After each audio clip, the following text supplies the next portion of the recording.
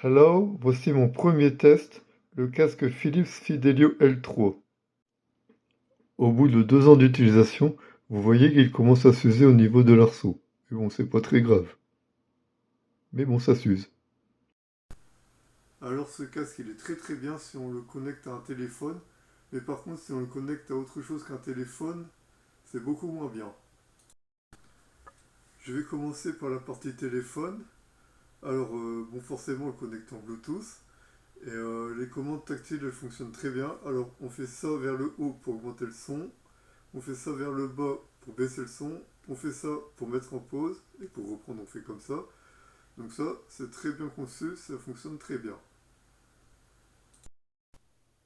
Il y a aussi possibilité de le connecter en jack 2,5 mm vers 3,5 mm en analogique.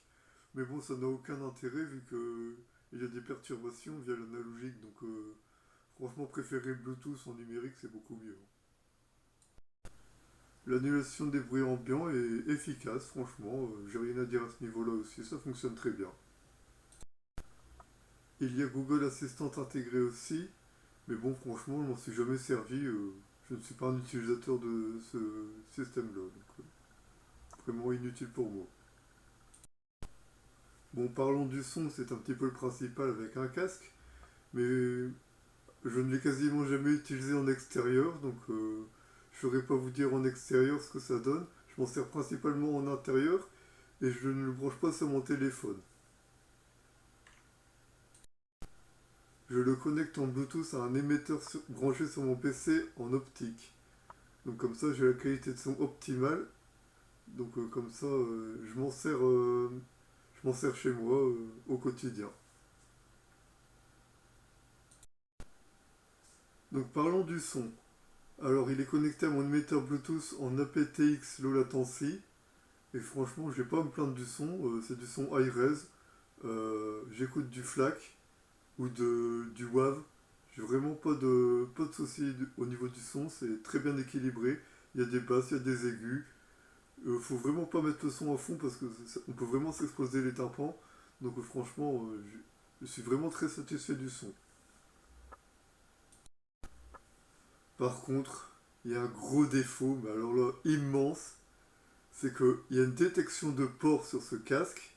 Et le peu qu'on bouge la tête et qu'on fait ça, ou qu'on bouge sa tête ou quelque chose comme ça, qu'on bouge les écouteurs ou qu'on fasse ça, soit on a un son pourri qui se met en place, soit ça met la vidéo en pause si on le connecte à un téléphone.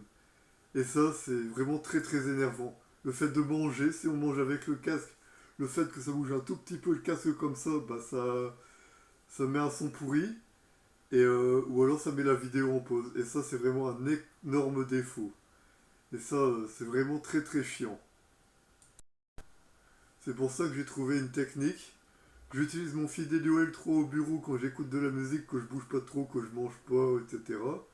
Et j'utilise un autre casque quand je bouge, etc., qui n'a pas de détection de port. J'insiste aussi sur le fait qu'il faut le connecter à un vrai émetteur Bluetooth et non à un émetteur Bluetooth de style Asus qui se branche sur une carte mère, un émetteur Bluetooth pour brancher, je sais pas, une souris, un clavier, etc. Non, je parle d'un vrai émetteur Bluetooth hi-fi. Je précise qu'il faut insister sur ce point-là.